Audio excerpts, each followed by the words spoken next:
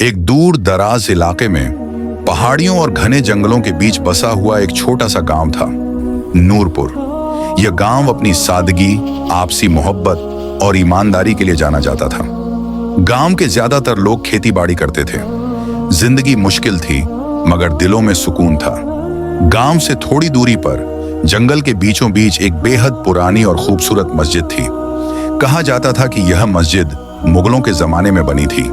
उसकी ऊंची मेहराबें, नक्काशीदार दीवारें और बीच में बना हुआ एक साफ सुथरा तालाब जहां लोग वुजू करते थे, मानो जन्नत का एक टुकड़ा जमीन पर उतर आया हो। हर रोज फज्र और मगरिब के वक्त गांव के लोग उसी मस्जिद में नमाज पढ़ने जाया करते थे। मस्जिद तक पहुंचने का रास्ता आसान नहीं था। जंगल से होकर जाना पड़ता था। ऊंचे पेड़, पक्षियों की आवाजें और हल्की सी खामोशी। उसी रास्ते के बीचों बीच एक बड़ा सा पत्थर पड़ा हुआ था। पत्थर इतना बड़ा था कि लोगों को उसके ऊपर से कूदकर या संभल कर गुजरना पड़ता था। कई बार बुजुर्गों के पांव फिसल जाते, बच्चों को चोट लग जाती, मगर किसी ने कभी उस पत्थर को हटाने की कोशिश नहीं की। सब यही सोचते थे, अरे ये तो कब से पड़ा है, हम अकेले क्या कर लेंगे, कोई और हटा देगा। दिन, महीने और साल बीतते गए। एक दिन जुम्मे की नमाज थी।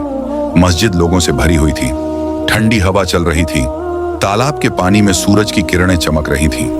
नमाज के बाद इमाम साहब मिंबर पर खड़े हुए। उनकी आवाज में नरमी और असर था। उन्होंने आज कुछ अलग ही बयान किया। इमाम साहब बोले, मेरे भाइयों, नबी करीम सल्लल्लाहु अलैहि वसल्लम ने फरमाया है कि रास्ते से तकलीफ देने वाली चीज को हटाना भी सदाका है, और जो एक काम करता है अल्लाह उसको अजर जरूर देता है।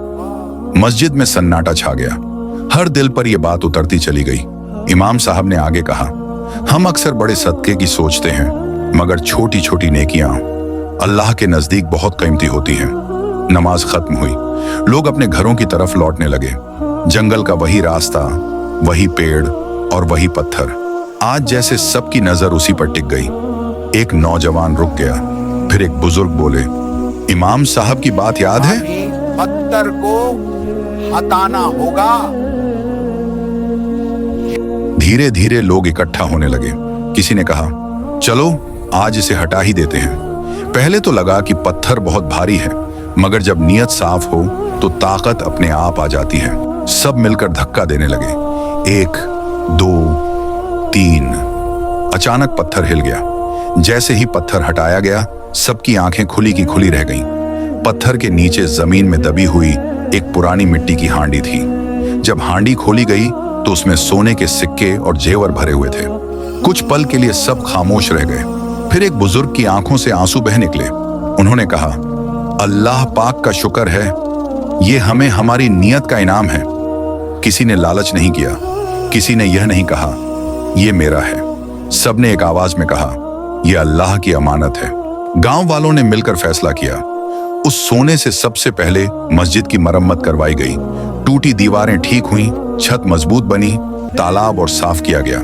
फिर उस माल से गरीबों में सदका बांटा गया, बीमारों का इलाज कराया गया और अनाथ बच्चों की मदद की गई।